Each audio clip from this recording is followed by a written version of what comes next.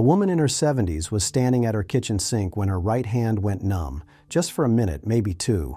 The cup slipped, the feeling came back, and she told herself she'd slept on it wrong. 3 weeks later, that same side of her body was paralyzed by a stroke. What I want you to understand right from the start is that her numb hand was not random. It was a warning. Her body was telling her something was coming, and today I'm going to teach you the language it was speaking so you can hear it when it speaks to you. We're going to walk through 10 signs, and I'm going to do something a lot of videos on this won't bother to do. I'm going to tell you which ones mean get yourself checked out soon and which ones mean call for help this very second, because confusing those two is exactly how people lose the window that could have saved them. Let me be straight with you about something first, though. You'll see this topic put as 1 month before, and sometimes, yes, the quiet signals do show up weeks ahead, but I'm not going to pretend your body always hands you a tidy month of notice. Sometimes the warning is only a few days, and some of these signs don't mean a stroke is coming at all. They mean one is already happening. That's not me trying to frighten you. That's me respecting you enough to tell you the truth, because the truth is the part that actually keeps you safe. Now here's why this matters so much for you in particular. If you're past 65, and especially if you're already keeping an eye on your blood pressure, or you've felt your heart flutter now and then, or you get those moments where the room tips for a second and you have to grab the counter, you are exactly the person these signals show up in. And you're also exactly the person most likely to wave them off, to call it tiredness, to call it age, to say it passed, so it was nothing. So let me make a deal with you for the next few minutes. I'll show you precisely what to watch for, and in return, you agree to take it seriously, not with fear, but with attention. Let me start by explaining what's actually happening inside your head when these warnings appear. Because once you understand that one thing, every single sign on this list is going to make sense, and you'll never be able to unsee them again. Your brain is the hungriest organ in your body. It's about 2% of your weight, and it demands roughly 20% of your blood supply every second. It has no reserve tank, no way to store oxygen for later. It runs entirely on what's flowing through those arteries right now, this moment. So when blood flow to a part of the brain gets interrupted, even briefly, that patch of brain starts to misfire almost immediately. And whatever that patch was in charge of is the symptom you feel. If it's the patch that controls your right hand goes numb or weak. If it's the patch that handles speech, your words come out wrong. If it's the patch that runs your vision, the world goes dim or splits in two. That's the whole secret to reading these signs.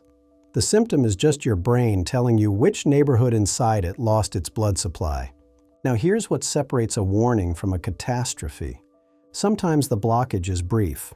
A small clot, a moment of narrowing, and it clears on its own in seconds or minutes.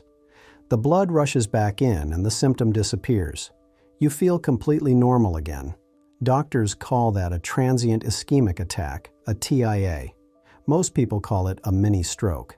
And I need you to really hear me on this next part, because it's the single most misunderstood fact in all of this.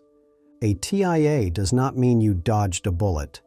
It means a bullet was just fired and barely missed.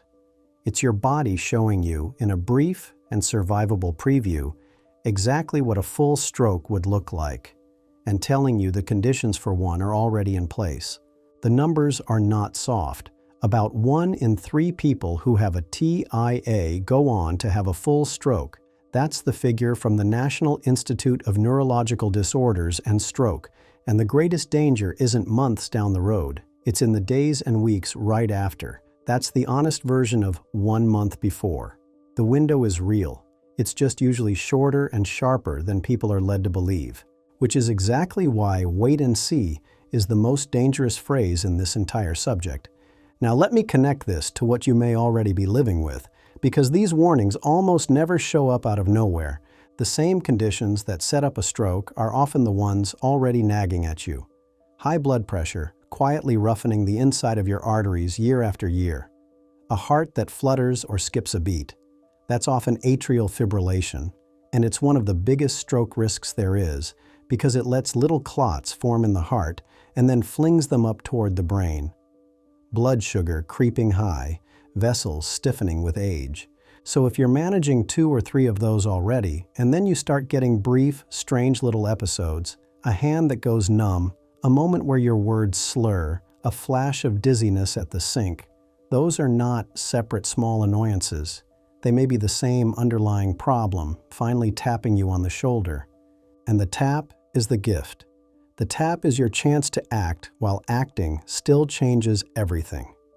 So now that you understand why these signals happen and why they've earned your full attention, let's go through them.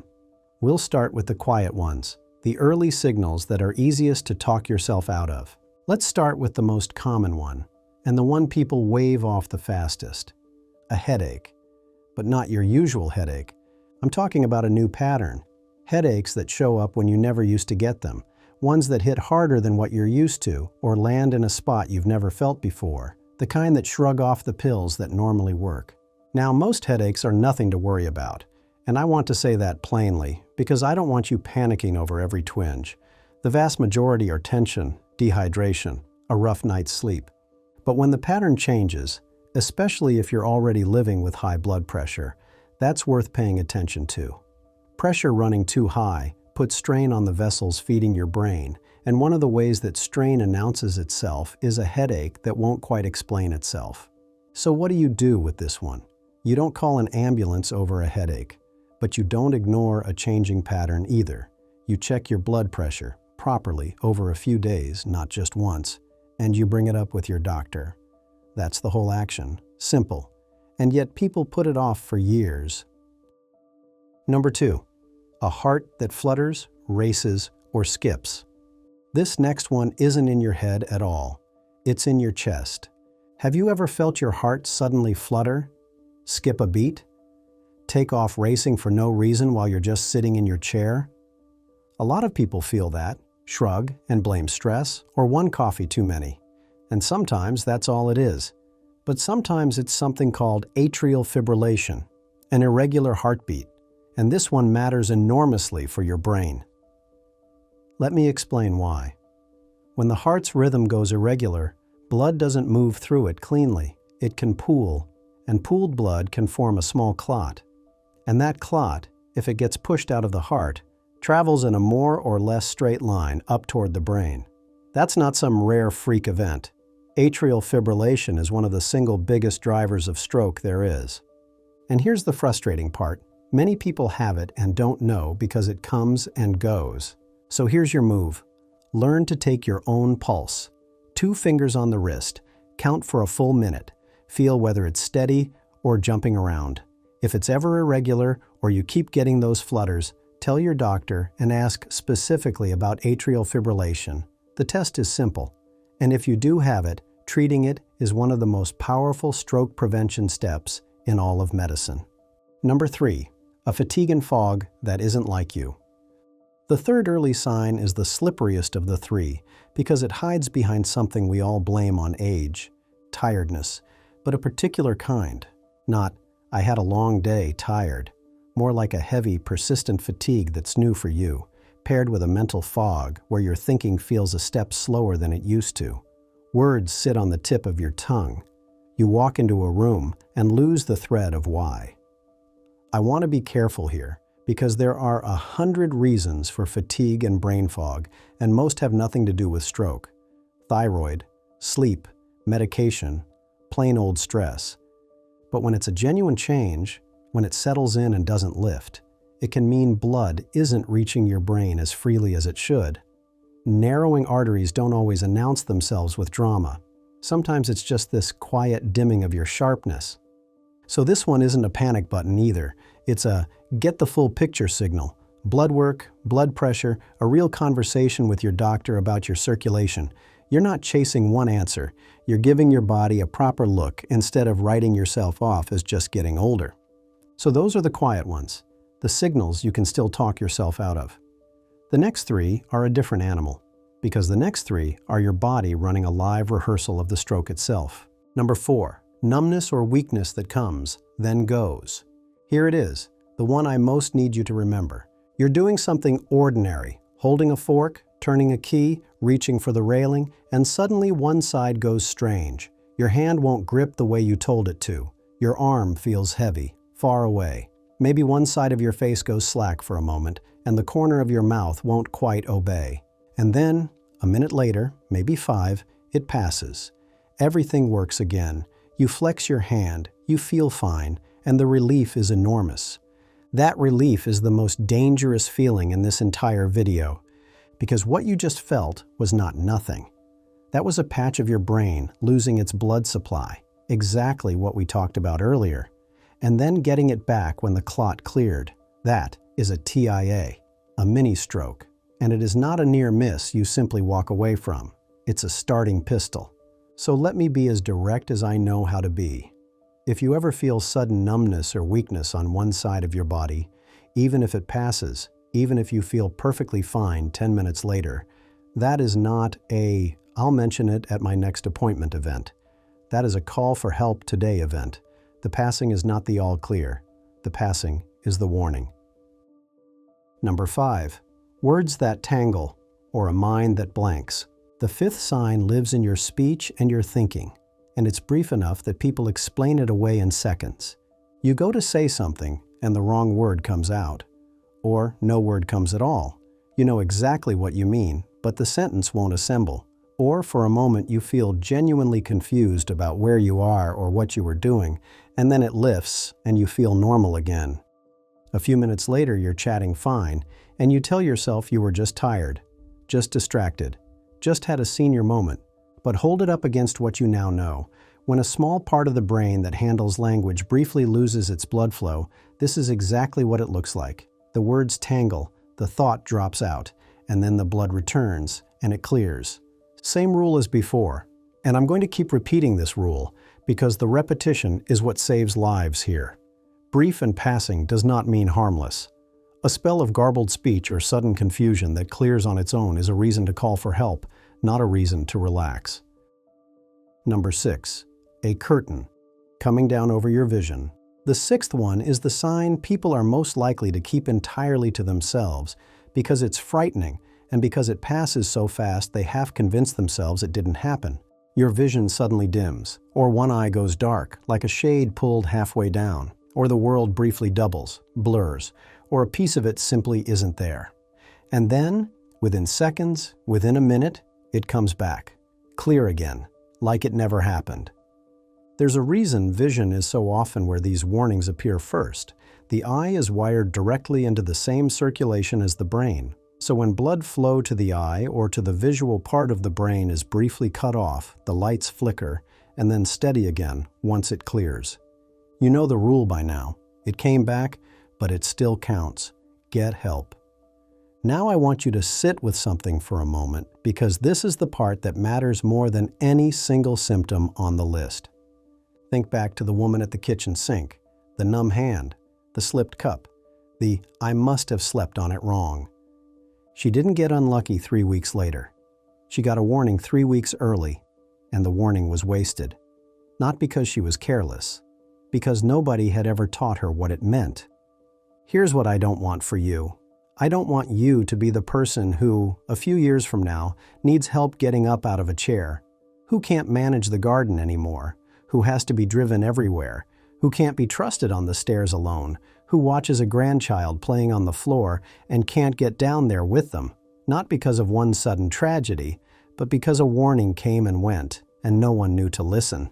Because a treated mini-stroke and a disabling stroke can be the very same event, just caught at 2 different moments.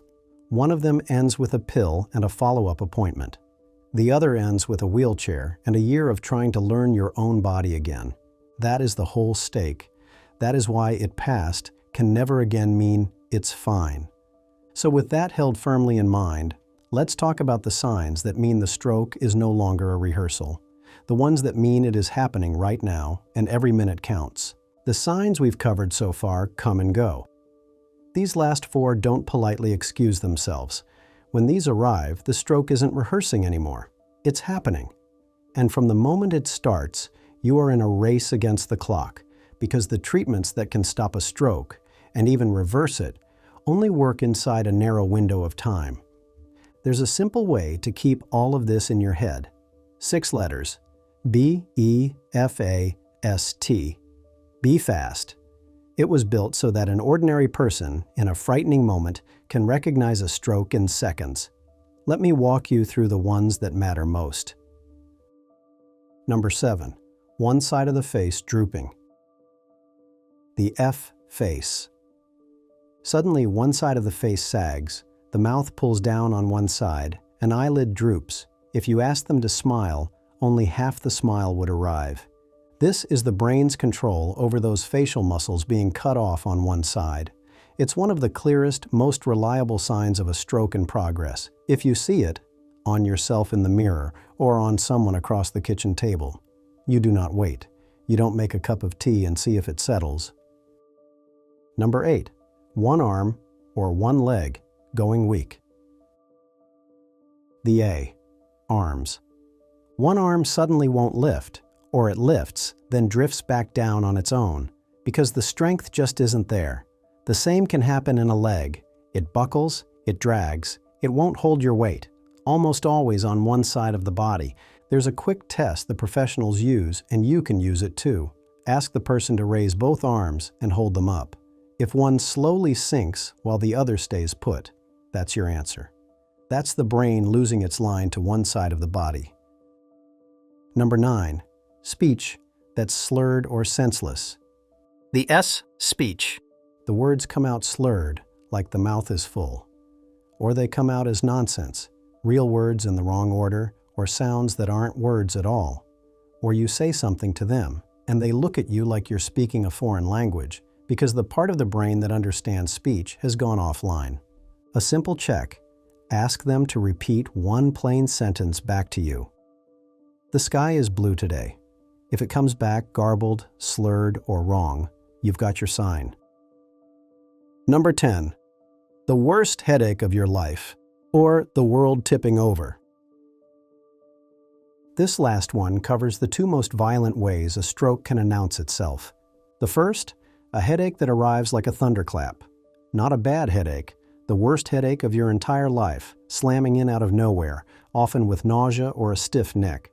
That can be a vessel bleeding in the brain, and it is a call for help this instant emergency. The second, the world suddenly tipping over.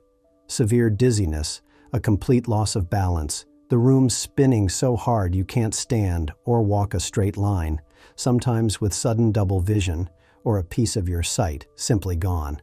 That's the B and the E, balance. Eyes. Any one of these four, on its own, is enough. You do not wait around for the full set, which brings us to the most important letter of all, the T time. The moment you see any of these signs, you call emergency services. Right then.